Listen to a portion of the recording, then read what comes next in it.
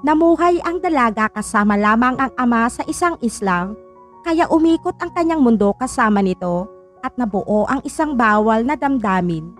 Hello mga kaboso! Welcome back sa Netflix. Ang pelikula na ating matutunghayan ngayon ay pinamagatang The Ballad of Jack and Rose na ipinalabas noong 2005. I'm never gonna leave you, you know. Ang pelikula ay naganap noong 1986. Ang magsasakang si Jack Slavin ay nakatira kasama ang kanyang anak na babae na si Rose sa isang isla.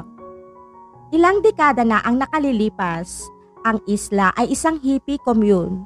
Ngunit ngayon, ang mga kontraktor ay gustong magtayo ng mga bahay dito at manirahan kasama ang kanilang mga pamilya.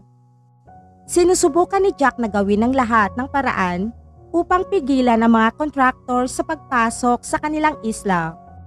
Si Rose sa kabilang banda ay isang kahanga-hangang teenager na lumaking malayo sa kabihasnan. Matapos iwan ng ina ang kanilang pamilya, tinuruan ni Jack si Rose sa mga gawaing bahay at pinalaki niya itong mag-isa. Si Jack ay may sakit sa puso at hindi na siya magtatagal, kaya sinabi niya kay Rose na dapat na silang kumuha ng isang tao upang tumulong sa kanila. Ngunit hindi pumayag ang dalaga na may ibang makakasama sa kanilang buhay at galit na umalis. Sinundan siya ni Jack at sinabi sa anak na kailangan niyang ituloy ang kanyang buhay kung sakaling mawala na siya. Ngunit sumagot si Rose sa ama na kung sakaling dumating ang araw ng kanyang kamatayan ay magpapatiwakal din ang dalaga. Si Jack lamang ang tanging pamilyang meron siya sa buhay at natatakot siyang mawala ito. Magkatabi silang nakahiga at kinuwentuhan ni Jack ang kanyang anak. Matapos ang kanilang usapan ay malagkit na nagkatinginan ang mag-ama. Nakaramdam ng pagkaasiwa si Jack kaya nagmadaling nagpaalam na may pupuntahan siya sa bayan. Pagdating niya sa lungsod ay nagtungo si Jack sa bahay ng isang babaeng nagngangalang Kathleen. Siya ang kasintahan ni Jack at hiniling niya kay Kathleen na tumira sa kanyang bahay at pinayagan rin niya ito na maaari niyang isama ang kanyang dalawang anak na binata upang manirahan kasama nila. Tinanggap naman ni Kathleen ang kanyang kagustuhan. Pagkatapos ay umuwi si Jack sa kanyang bahay at ipinaalam sa kanyang anak na nag-imbita siya ng mga bisita na mananatili sa kanila sandali bilang isang eksperimento. Kinabukasan, dumating si Kathleen kasama ang kanyang mga anak na sina Thaddeus at Rodney. Binati sila nina Jack at Rose at tinulungan silang kunin ang kanilang mga gamit. Ngunit nang makita ang kanilang mga bagahe, ay napagtanto ni Rose na mananatili ang mga ito ng matagal. Nag-aalala si Rose sa pagdating ng mga bagong mukha at pakiramdam niya ay mababaliwala na siya sa kanyang sariling tahanan. Nagalit si Rose sa ama at saka ito umalis. Sinundan siya ni Jack at sinubukan siyang kausapin. Ngunit galit si Rose sa kanya dahil inilihim ni Jack ang kanyang relasyon kay Kathleen. Ipinaliwanag ni Jack na isa lamang itong eksperimento at wala nang iba pa.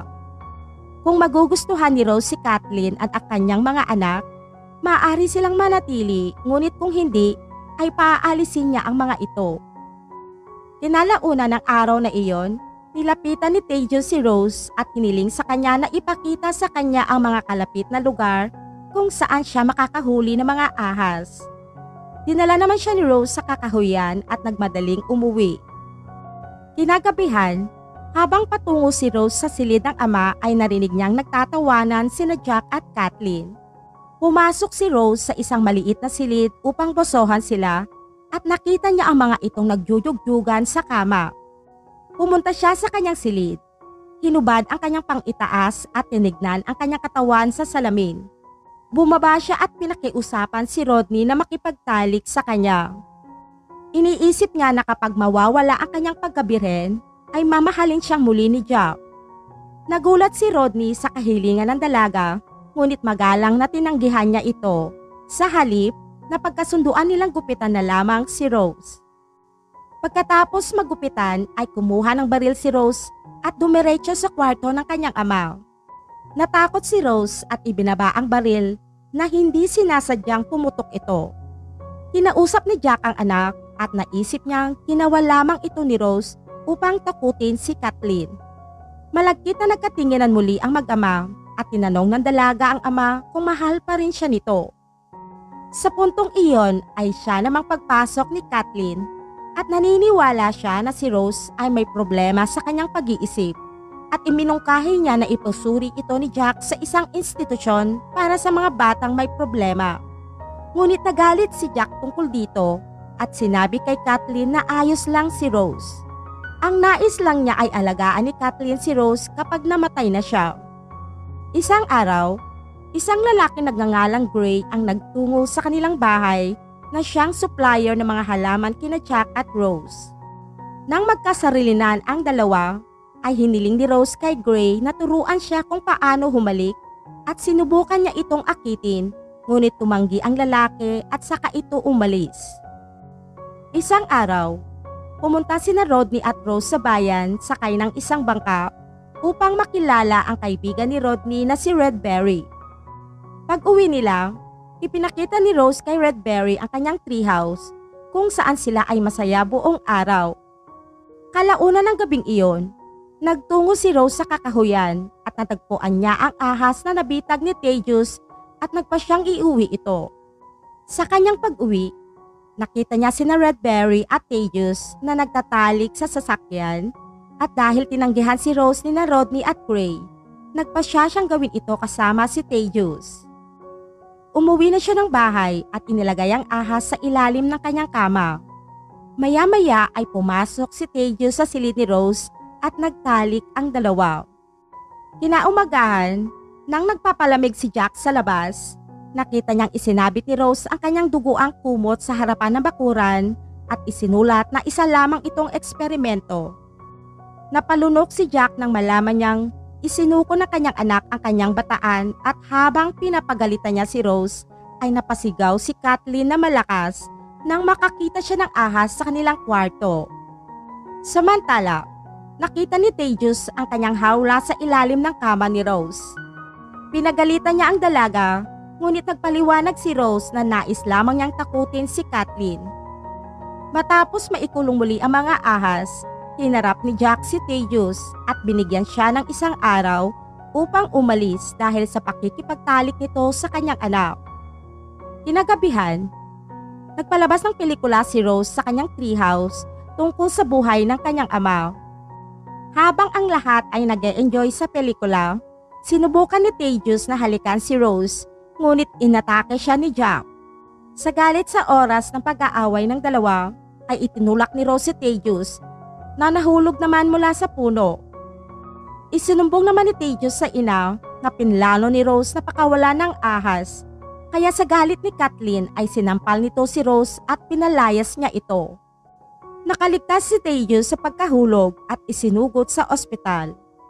Hiniling naman ni Rodney kay Rose na sumama sa kanya at umalis sa isla, ngunit magalang na tumanggi si Rose. Nagtago si Rose sa isa sa mga residential complex para mapag-isa. Ilang araw namang naghihintay si Jack na makauwi ang anak, ngunit hindi pa ito bumabalik. Pagod na si Jack sa paghihintay kaya hinanap niya si Rose at natagpuan niya ito sa isa sa mga apartment complex, saka siya humingi ng paumanhin sa kanyang anak. Umuwi si Jack sa kanyang bahay at inalok si Kathleen ng $10,000 at tumaas pa ito hanggang $15,000 upang umalis na doon. Pumayag si Kathleen na umalis sa halagang $20,000. Pagkatapos noon ay bumalik si Jack sa apartment complex at ipinaalam kay Rose na umalis na si Kathleen. Masayang masaya si Rose sa balitang ito dahil muli silang magkakasama ng kanyang ama. Humiga si Jack sa kama at tumabi sa kanya si Rose. Nang magkatinginan sila, hinalikan ni Rose ang ama. Nabigla si Jack dito at hindi makapaniwala na na-inlove sa kanya ang kanyang anak. Kinaumagahan, nagising si Jack at hindi pa rin maiwaksi sa kanyang alaala ang halik sa pagitan nila ni Rose. Minaneho niya ang isang bulldozer at sinira ang apartment complex na nagpapaalala sa nangyari. Maya-maya ay pumunta sila ni Rose sa bahay ng developer na si Martin. Pumayag na si Jack na ipagbili ang kanyang lupa kay Martin dahil wala na siyang lakas para lumaban pa. Masama ang loob ni Rose sa kanyang desisyon at ayaw niyang sumuko si Jack. Ngunit ginawa ni Jack ang desisyon dahil nais niyang bigyan ng magandang kinabukasan ang anak. Nangihina na ngayon si Jack dahil sa kanyang sakit sa puso at hindi na siya magtatagal pa.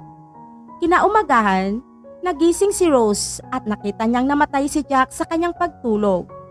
Dahil binalak ni Rose na magpakamatay pagkatapos ng kamatayan ng kanyang ama, kaya humiga siya sa tabi nito at sinunog ang bahay. Ngunit lumipas ang ilang sandali ay nagbago ang kanyang isip at tumakas. Lumipas ang 2 taon, nakatira si Rose sa Vermont at nagtatrabaho sa isang greenhouse kung saan naroon din si Gray na kaibigan ng kanyang ama sa isla.